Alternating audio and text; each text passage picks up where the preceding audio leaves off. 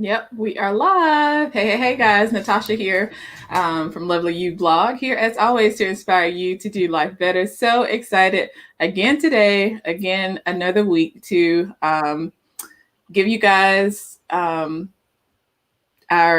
Doing Life Better series, just trying to bring on, like I said, experts who in their field, great information on how we can do life better in this season. So excited to have Karen Curtis here today. Hey, Karen, how are you today? Hi. Hi, I'm doing well. Happy to be here. Awesome. So just want to welcome again you guys for being here and just taking time to take a listen and prayerfully you get some awesome things and tips and ideas on mental health as we chat a bit today. And those who are watching on the replay, say hello and thanks for joining as well. So again, just want to thank Karen Curtis for being here. I'm going to go and talk a little bit about Karen for a little bit of her background.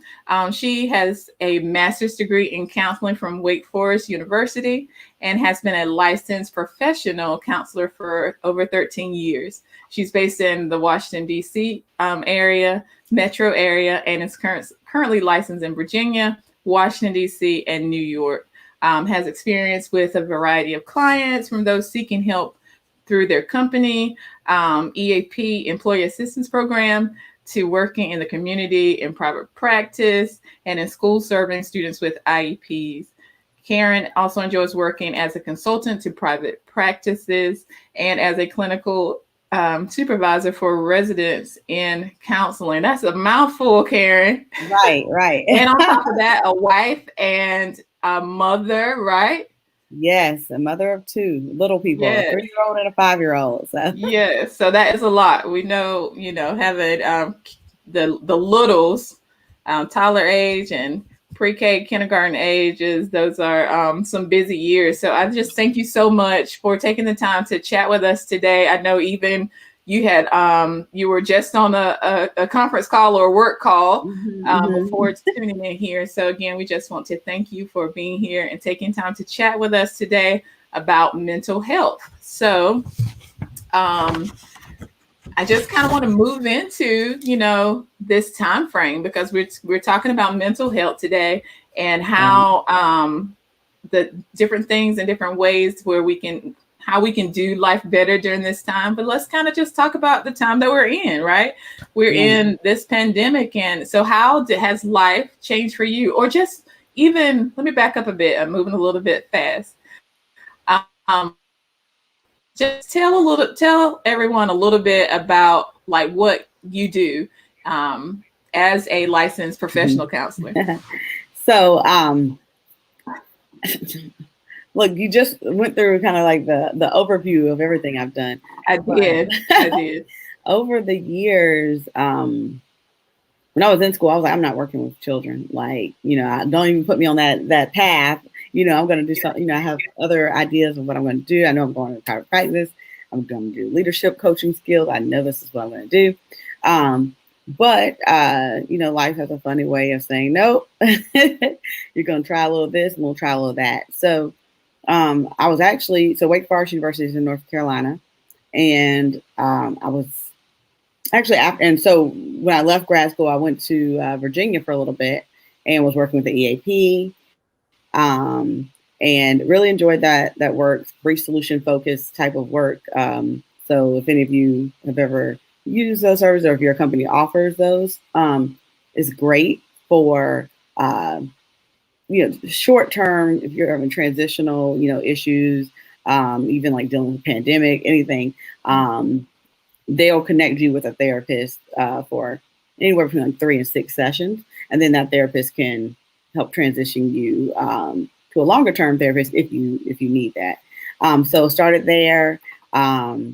Also did some community counseling work, and then moved to Washington, D.C. after that. Was working in schools with students who have IEPs. So it's like individualized education plans, and I worked on the behavioral, end of that. And simultaneously, I started working in private practice on Capitol Hill, which you can imagine that brings a whole different type of clientele, which a lot of Hill staffers would come in. But those are people who are definitely like juggling a lot of things. They know they need to address kind of their own issues while, maintaining, their work and in a very busy, lifestyle. Sometimes you also would get children, teenagers being brought in by their parents, who were familiar with the location. It was a very convenient location. And then finally, just opening my own business and doing a lot more consulting and working with various mental health businesses, whether it's a private practice or like community mental health, and building and maintaining their clinical practices. And I really love supervising unlicensed who are residents in counseling who are just coming out of school or who, took a, this kind of path in their career and now are just trying to get licensed, even if they've been doing the work for a while. So I really enjoy that part too. Yeah. So much experience from variant angles. Like it's I can't imagine, like you said, counseling people from old Capitol Hill, like everything that they have to juggle. Yeah, I'm sure right now it's something else. It reminds me of I can't remember, but my husband and I have been binge watching some type of show that's, like everything is always something's going on Capitol Hill, So that's what it reminded me of when you were saying that. And that's kind of how life is right now with the pandemic going on. When we think about the time that we're in, everything that's happened so far in 2020, starting again with pandemic around back in the February, March timeframe, and then just having to kind of shelter in place. Like, what is that? You mean, we can't go where we normally go. We can't go on our family vacations. What, plans just like shut down and life changed so drastically. And then on top of that, we have all the racial tension, racial injustices, starting with the George Floyd stuff. And then on top of that, the madness and craziness of it being an election year. So that's a lot, right? And I found myself feeling really suffocating, like feeling like mentally just cloudy. So I wanted to kind of move into just the topic of mental health. So how would you kind of define for everyone what is mental health? Well, we kind of touched on that earlier. I was thinking, just same thing as your physical health. Your physical health is like, your body, your limbs, and it's like, oh, my knee hurts, oh, my toe hurts, whatever it is.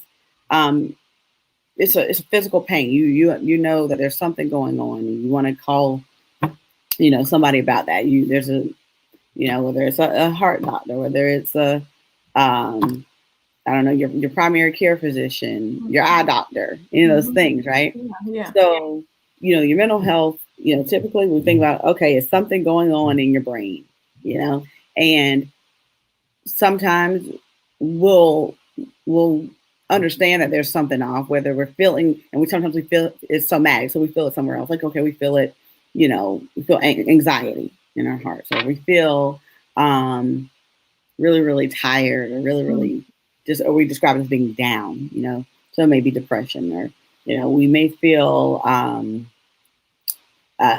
don't know, we actually may be really, really excited about something, or we notice that sometimes we're excited and then sometimes we're down and all those things. But all those things are kind of are indicators of something that's going on in our brain, something that's going on with our mental health.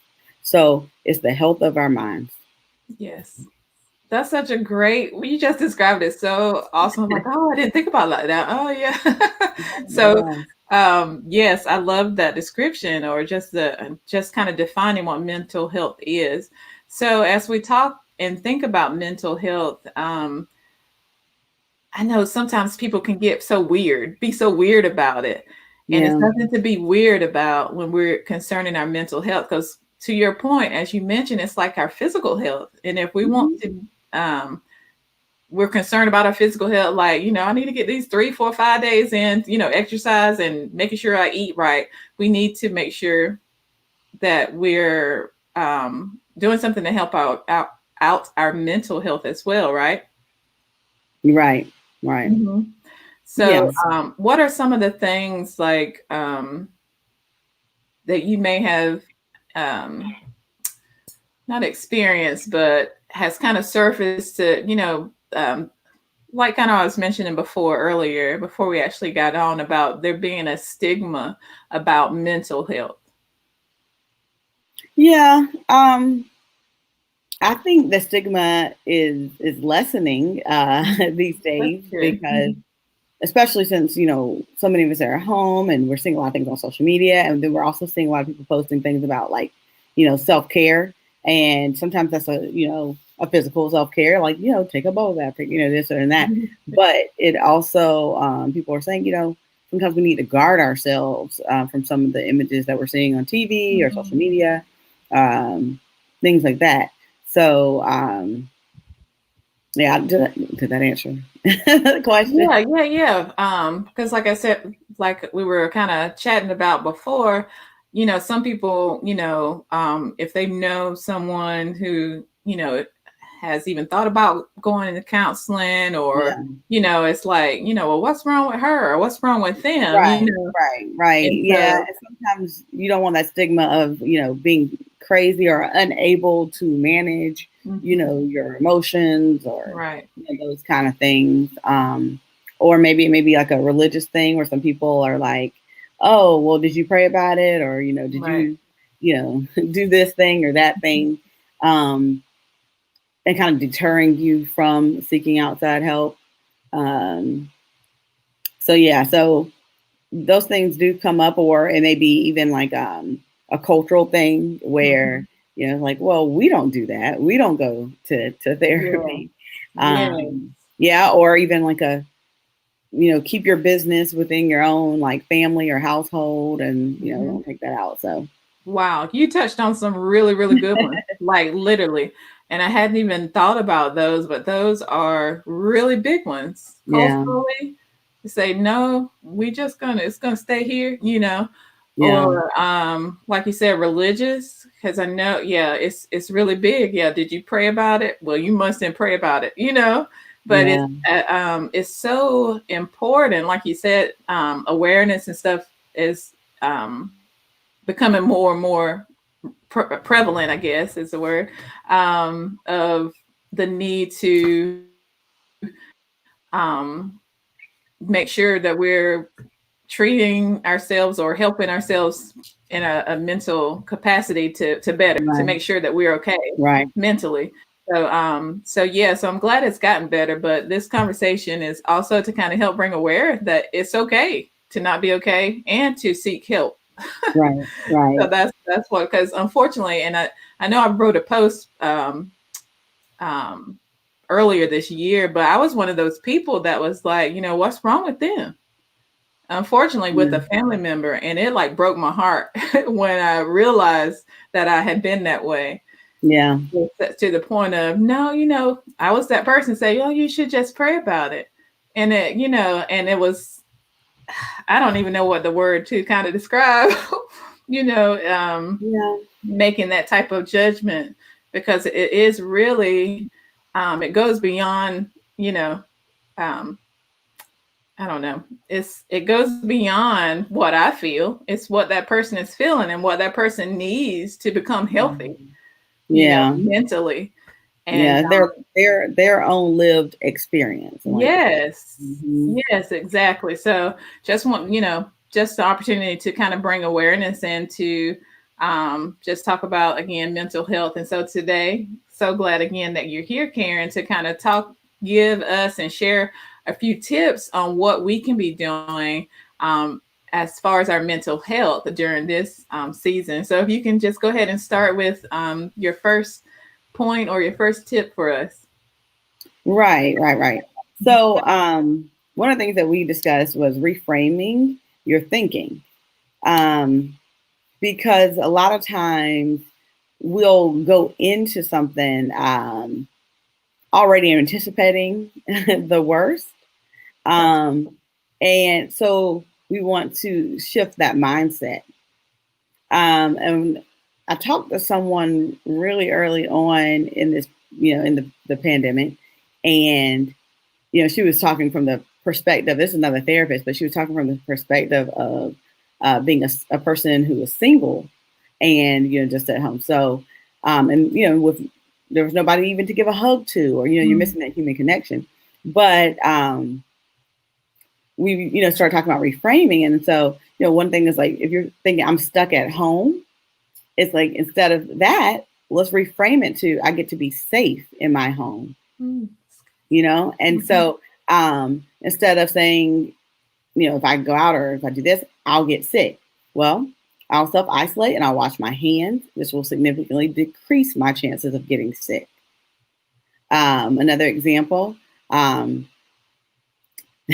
there's too much uncertainty right now. I think that's a big one for a lot of us. Yeah. But reframing that, while I can't control the situation around me, I can control my actions and reactions. I can do some breathing exercises. I can call loved ones. I can get enough sleep and make sure I'm eating right. I can pray. I can do some activities in my home that will all help me during this time. And that kind of, some things that can help ground you. And I know that, and with the second wave is what they're saying is coming. Well, the thing that we can think about is like, oh man, everything's shutting down again. I'm starting to panic. Well, okay. So instead of that mindset, because sometimes if it's a fact, it's a fact, so Right. Instead of worrying about something you can't control, say, well, the most important places such as medical centers, pharmacies, the grocery stores, those things will remain open. And also like, okay, this happened before and this is how I dealt with it and I got through it and I can do it again.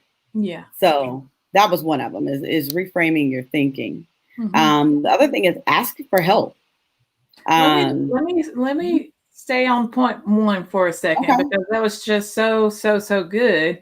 Reframe your thinking, and it's really what it sounds like is taking the negative and turn it into a positive, or what is the positive angle or the perspective to it. And what do I have control over too? What do I have control over? Yes, that's good. That's so good. That's so good. Okay. I'm just like, oh gosh, I need to.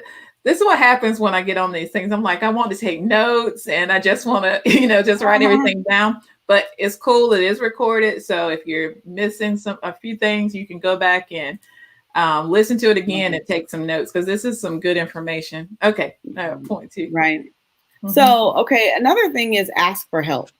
And so if you're starting to feel, overwhelmed or anxious or worried or anything, ask for help. I think for some people that is hard to do. But, this is a season where I think, you got to have some grace with yourself, give yourself grace. And I think a lot of other people are willing to give grace as well. And when I say ask for help, it could be anything. It could be if you need help with your kids, help with, and if you have the resources to pay for a mother's helper or a father's helper, or if you can ask a grandparent or a neighbor, hey, can you watch them, while I go to the grocery store? I happened to be talking to someone, and that was one of her concerns. Like, she was a single mom, and I'm scared to, I really don't want to take my kids in the store, but I really don't have a choice because I don't have anybody else here, this time. Or two, she was also worried about what other people would think about her having her kids in the grocery store during this time, and then but ask for help if you need it. Ask for, if you don't understand something that's going on with the kids' schools, and because it can all be very frustrating, and you feeling and can lead to feelings of like you're not doing enough for your kids, and if you're trying to manage working and your children. I mean, it's a lot, and trying to maintain your household, it's a Yeah. lot. But also, so, and then, or if you need some help cleaning your home, Yeah. That's good. that's another thing. Like, so using your resources, and then also maybe having, creating some sort of pod or something, whether it's for learning, you know, whatever your little social group, you want to be. Like for my family, we do have like 3 other families that have been kind of our pod through this, through the course of this pandemic, for one, but those are, who we kind of hang out with and lean on. But also there are a lot of resources out there. One, counseling, Mhm. and you can look through your insurance provider's website. I see the lights coming in on me now. Your insurance provider's website, to find a therapist or something near you. You can also look on Psychology Today, and you can really kind of narrow down, um, the type of, well, one, your area, but also the type of practitioner you're looking for. Whether right now is which we all those therapists have had to get used to, but a lot of it's virtual. So you'll be able pretty much be able to find a virtual therapist anywhere. Um, and also you can use apps. There are so many right now, that are offering really good service. That if you don't have insurance, there's a fee that you pay. I would like to highlight a few of those. BetterHelp is one. So BetterHelp, it's an online counseling app. Regain, that's for couples therapy, because I know that there's a lot of couples that are feeling a lot of strain, whether it's because of finances, whether because it's just being together so much. There's a lot of different things that are impacting relationships right now. If you're looking for a Christian counselor, there's one called Faithful Counseling, and that's specifically for Christians. And you also have teen counseling, because there are a lot of teenagers that they don't have some of their social outlets. They are just looking for someone to talk to that's outside of their home. So that's another resource you can provide to your teen.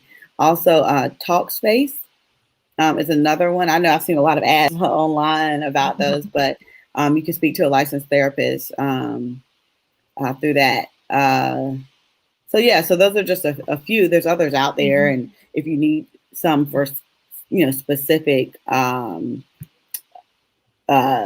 issues, like you can find pretty much anything these days. But yeah, so that was the second thing. Did you have any questions about that one, Natasha? No, just oh, I got some feedback. I didn't hear it. Okay. Let me turn it down. Well, just to kind of reiterate this point about asking for help, because like you said, it is hard for a lot of people. So if you just think about it, already been hard for people, and then the time that we're in. So I love the resources that you're sharing, or share with everyone, that they may not have been aware, especially, it's, we're living in like technology age. So everything, we got an app for everything. So I think that's really cool that you're able to give us some resources for apps, because we'll pull out our phone real quick sometimes before we do anything else. So I think that's great that you share some resources for everyone to take a look at, and just how you said, I know a lot of therapists and counselors may be doing a lot of virtual type things now as well. So that's very helpful. So so far, so reframe your thinking, ask for help, and then what's the next one? And the last one I wanted to touch on was create peace and then protect your peace. So, and when I'm talking about creating peace, a lot of times, right now especially, is setting boundaries. Learning your capacity and setting a boundary around that. Sometimes you can't hear about somebody else's problems because you're trying to deal with your own. And even for you, asking people what they have capacity to hold as well. Because, like your spouse, your best friend, your, coworker, or whatever it is, they may not have capacity for something, and that may not be their role. So even talking about that, so that your feelings or emotions just aren't affected even more negatively because the person that you want to reach out to or just most convenient, is not capable of kind of holding your stuff as well. Also, sometimes you need to put your phone away. Mm-hmm. Sometimes you need to turn the TV off. Sometimes you need to lock the bathroom door and lay in the bathtub and sit there. I have a friend that joked with me. She was like, why don't you go take your CBD and take your bath and whatever. So because uh, like mom, I don't know what all the stores are in your areas, but there's like a Mom's Organic or the Whole Foods. Now they're selling, all these kind of oils and this and that. But whatever, sometimes you need some melatonin to help you sleep, whatever it is. But come up with your routine, whatever's gonna help you kind of stay in a chill, place. Do it. If you know that making your bed every day helps you to have a good day, make your bed every day. Take that time to do that. If it's eating breakfast, if it's finding an online, workout program that you do Monday, Wednesday, Friday, and you need to let your whole family know that those days at this time, this is what I need to do.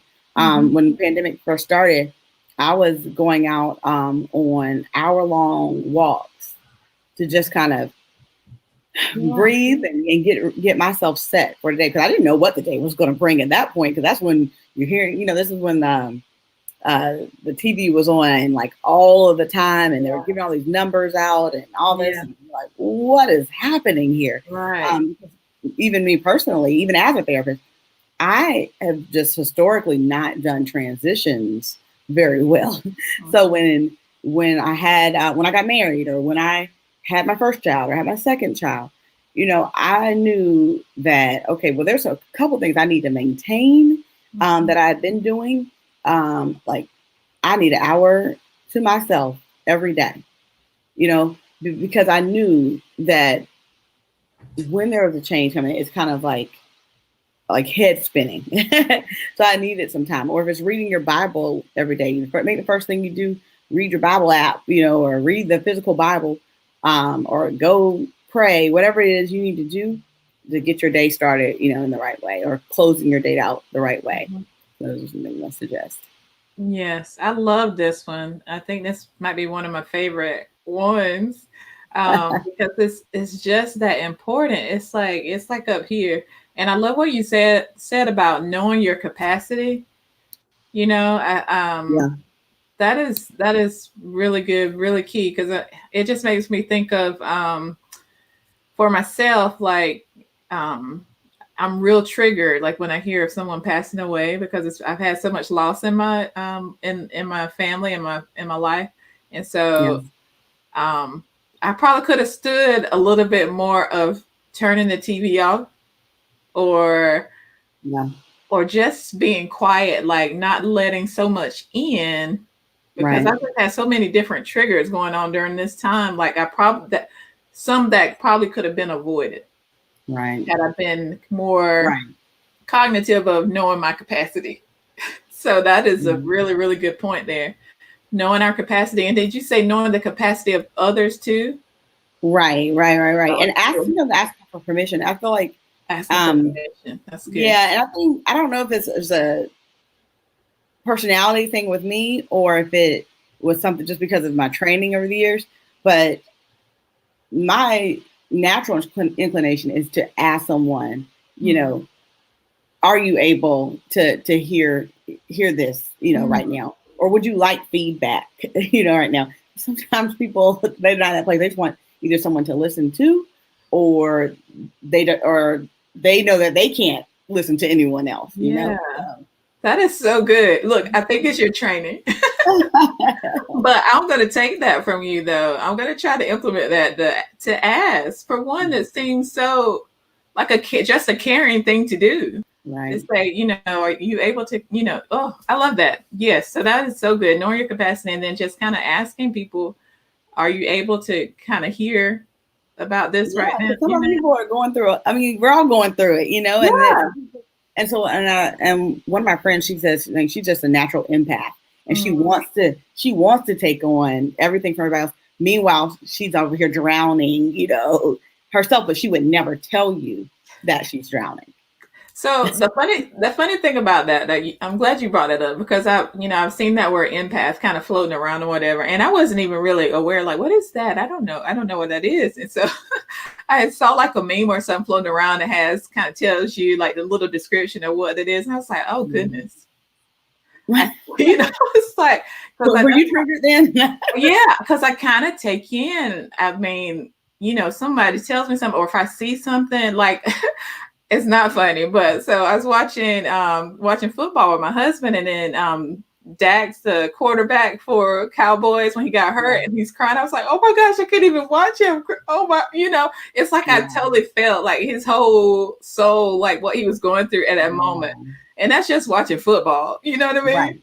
So it's kind of like, okay, got to know my capacity. Exactly. Yeah. So, and wow. And even another example from my own life, like the last time, I had this thing, I was like, yeah, I'm going to post on social media and just share, positive things and all that. And then the first day of virtual kindergarten occurred.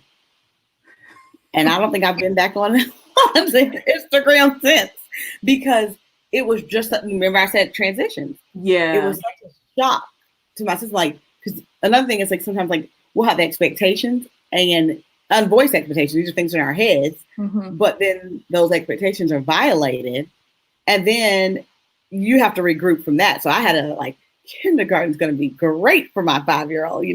We're going to, be doing this and that virtually. It's going to be great. And then it was kind of like, oh, this is not a warm and fuzzy kindergarten teacher.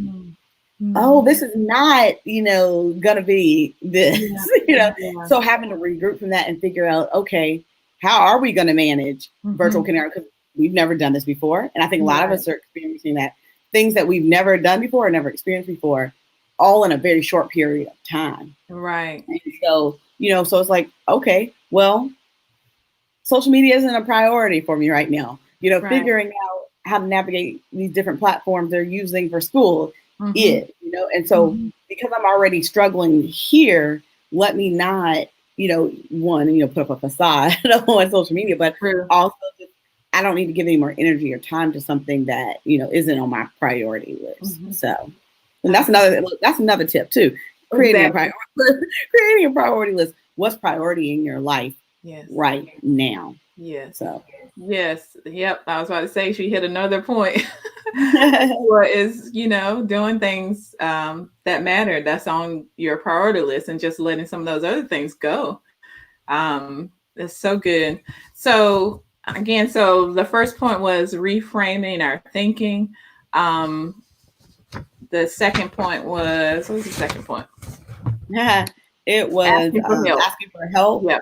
Yeah. So reframing our thinking, asking for help. And then the last thing was creating peace, and then protecting our peace. Those are just so good. And then our bonus one was what you just said, just having our priorities. Yeah, creating a priority list. Yep, creating a priority list, and taking care to manage what's most important and not worrying as much about those other things.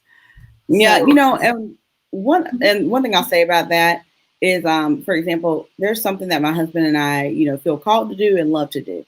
And we were, at the start of the pandemic, we were already like in the midst of like teaching like a marriage course, right? But when school started and we saw that, we were like, whoa, what is this? We realized that even though we love to do that, it couldn't be a priority right now, and we had to step away.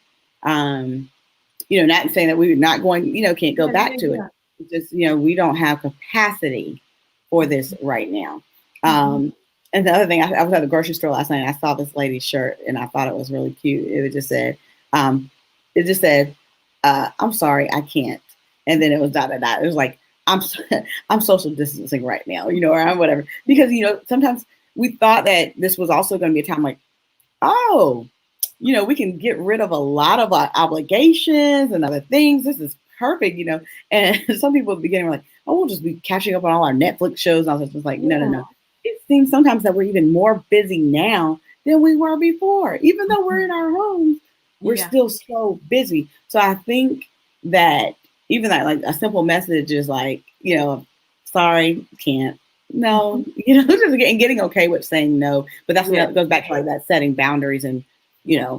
and protecting your peace, so. I love that as well. That's huge. Yeah.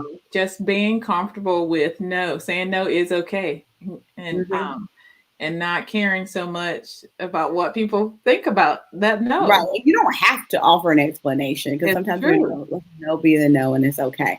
Yeah, it's But true. sometimes if it's someone you're close to, you may want to offer, Yeah. short explanation, but you're not necessarily explaining yourself to someone, but you are letting them know, I still care about you and about you, but the answer is still no. Right. It's true. I love that so much. It's been so good. It's been so good chatting with you and just Yeah. about mental health and things that we can do. I mean, every point was just on point. And I can't wait to listen to it again and just pull out some more things. But because I know I've been able to even just to glean some great tips to really implement in my own life. So I appreciate that so much. So I wanted to tell everybody, just if you have any questions, you can always leave them in the comment section.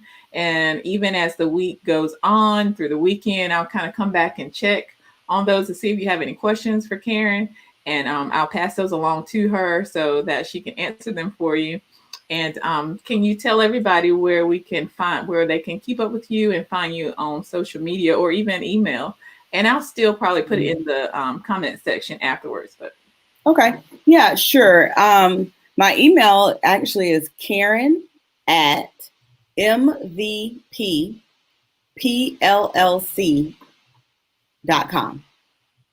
So it's Karen at mvppllc.com.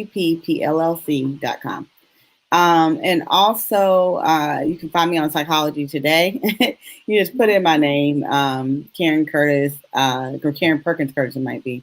But I gave that link to Natasha, so I'm sure she'll post that too. yeah. And like I said, I mentioned Psychology Today before because it's a great resource for you to find someone local to you, and you can really narrow down your search to find someone for your specific needs. So I challenge you to explore that and really go for it. I had someone reach out to me this morning, in fact, saying that it seems like a lot of counselors are booked up right now. So then that means go back to those other resources, the online apps. If you run into that, go to those apps. And also social media. So I have Mrs. Karen Curtis on Instagram, and I do have therapy Instagram. It's just Karen Curtis LPC. However, I do not post on there very often, but I do often on my Mrs. Karen Curtis. I do post a lot of time in stories. That's where I'm most active, is in the stories, and I'll post resources and on mental health or share things from my colleagues on there as well. Awesome. And that brings me I didn't share it at the beginning, but how I kind of virtually met you, because Yeah. I used to I started following you. It's been years now, like years, which is Yeah. crazy. Because we were style influencers, and Right. Because that's another fun thing. Look, that's another element of me that I like to do. Yeah. Sometimes I've gotten put on the background, but I love some personal Right. style and home decor, all those things. So you'll see all that too. Yes. And she has some awesome things that she posts, because that's one thing that I loved following you for, because with your personal style and home decor and stuff.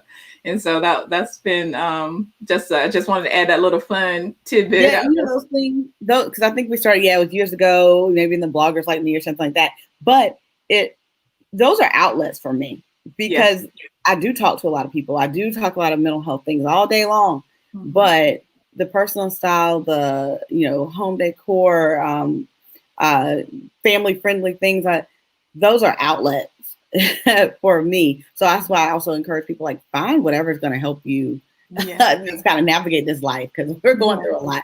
But what's going to bring you some joy? Yeah. That's such a great little point. Yeah. Find things, just if you're not, I don't want to say stuck in the 9 to 5, but if you have a mentally stressful or Mhm. draining 9 to 5, then yeah, what are some things you like, hobbies or things that you can kind of get into or do to kind of break up what's going on mentally. So yeah, so Yeah. that's actually another good tip.